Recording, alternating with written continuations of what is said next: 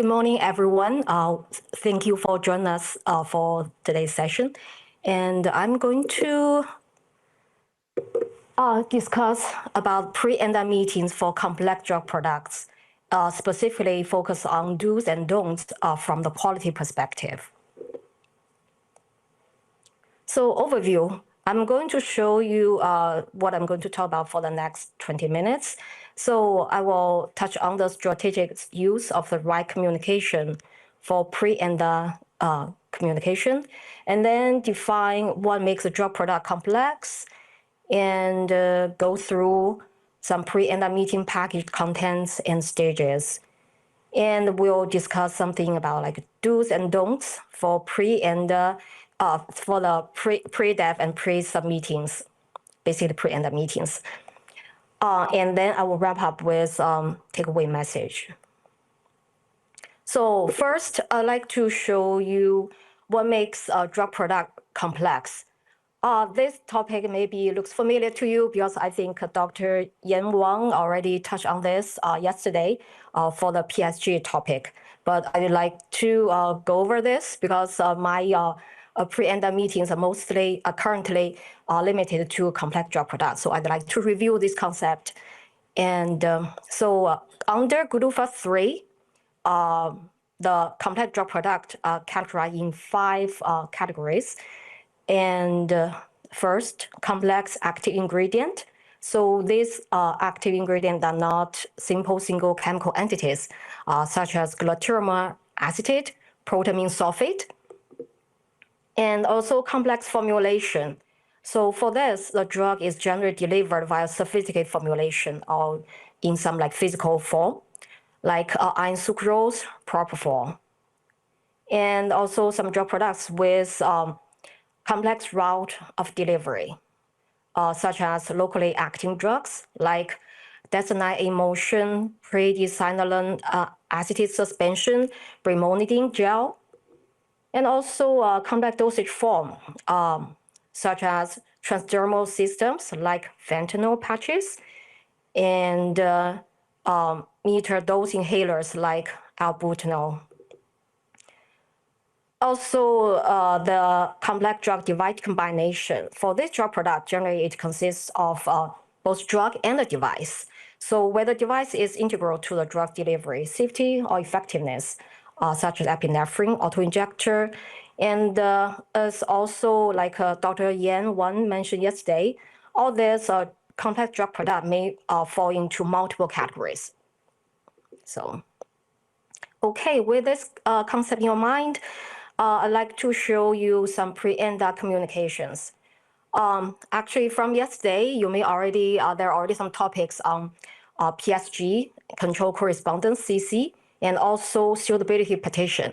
And for me, because I'm focused on product quality, so the product quality is generally outside the scope of petition, suitability petition. So I don't have that suitability petition in this table. But if you like to get details about like PSG, CC, or suitability petition, you can go to yesterday's talks. There are several excellent talks there, and I learned a lot from them. And okay, so for this table, generally, I just want to give you some like guidance, how to navigate all this helps you got from the agency. For the PSG, as mentioned yesterday, it is basically a blueprint. It is your fundamental resource. From here, you can find the agency's current thinking, the established recommendations on bioequivalence, pharmaceutical equivalence studies. And for when you have some target scientific questions, it is not answered in the PSG, you can submit controlled correspondence. But it is best for the narrow specific scientific or regulatory questions and do not require in-depth data review or discussion. But if you have like complex issues, it may not be addressed effectively in the CC. So these formal meetings are reserved for this when the control correspondence is not adequate or the meeting would improve assessment efficiency. Then this time you can request formal meetings. And here I'm going to, my topic is going to focus on the pre-ANDA meetings, basically the pre-development meeting and also pre-submission meetings. So these slides, I'm going to show you the meeting package contents. This is information required to be in the package, including product identification, meeting request information, and development background. And there are several sub-bullets here. You can find all this information from the guidance I showed here. That is the formal meetings between FDA and ANDA applicants of complex product under GDUFA. So from here, you can get all the detailed information because these are required. So you need to pay attention to this. Otherwise, you may get denied. Your request may get denied if the package is not complete. And here, I'd like to show you the key features of the product development meeting and the pre-submission meetings. So for PDEV meeting, it is eligible for complex drug product without PSG, or the product with PSG but alternative equivalence evaluation, just like what mentioned in yesterday's PSG meeting. For what recommended in the PSG meeting are not requirements, they are like recommendations. So if you have alternative approach, you can always submit request for product development meeting to discuss about it. So as I mentioned earlier, this is requested when the control correspondence cannot be adequate address of questions, and the meeting can significantly improve and assessment efficiency. And for this meeting, generally the format is face-to-face, video conference, or written response only. And I put the grant denied decision notification date. It's within 14 days here. And for the meeting, generally will be scheduled like 120 days from the grant. For pre-submission meeting, it is for the applicants who have already submitted PDEV meeting before for the same drug product. And generally, we recommended to submit requests like 6 to 8 months before anticipated ANDA submission. And this meeting generally is like face-to-face or video conference. And the grant denied decision will be notified within 30 days. And for both meetings, you will get official meeting minutes like 30 days from the meeting. Okay, so let me talk about like PDEV meeting, the do's and don'ts. We encourage you to focus on your development strategy and data, present some preliminary data with adequate justification to support your proposal. You can ask a series of specific questions requiring like targeted scientific advice on the B or P study design. What we don't want to see is like if you question meeting like for non-B or P specific elements, the PSG is about B and P. So if you ask question not B or P, generally this is not what the PDEV meeting for. But also you are not encouraged to ask for like review issues, but this is not for review meeting. Generally, if you have a review issue, generally will be dealt with during ANDA review. And also for the package, please do not bring the new data or surprise in the last minute after you submitted the package. And also, like as I mentioned, this is not for assessment, so this is you cannot really expect like definitive approval of your approach. We'll give you guidance, but not like approval for the meeting. So basically, to summarize, generally the common reasons for PDEV meeting denial generally is like some questions are too broad or vague, not specific, not clear, and also questions seeks assessment decision, like I mentioned earlier. And also questions is actually can be better answers through control correspondence, like simple questions or like not complex questions. You can get quick question, quick response through control correspondence. And also like insufficient data provided to support your proposal. And product do not meet the criteria for complex drug product. And also questions not really related with B or P issues. So for pre-submission meetings, do's and don'ts. And we like you to provide information per the PSUB meeting presentation outline template. It is in the guidance, and present some like unique or novel data or information that will be included in the ENDA submission. Here I mean like unique or novel because we already have some like a product development meeting before. So if you have some new data you like to let us to look before the submission, yeah, you are welcome to provide information here. And also in your packet, please include regulatory history or summary of generic drug development. And again, you need to have like prior PDEV meeting for the same product. So what you don't do is like for PSUB meeting, it is not question-based meeting. It is not like opportunity for you to determine whether the application is acceptable or for receipt. And it's also for product. You should have, if you don't have a PDEV meeting, then PSUB meeting will be generally denied.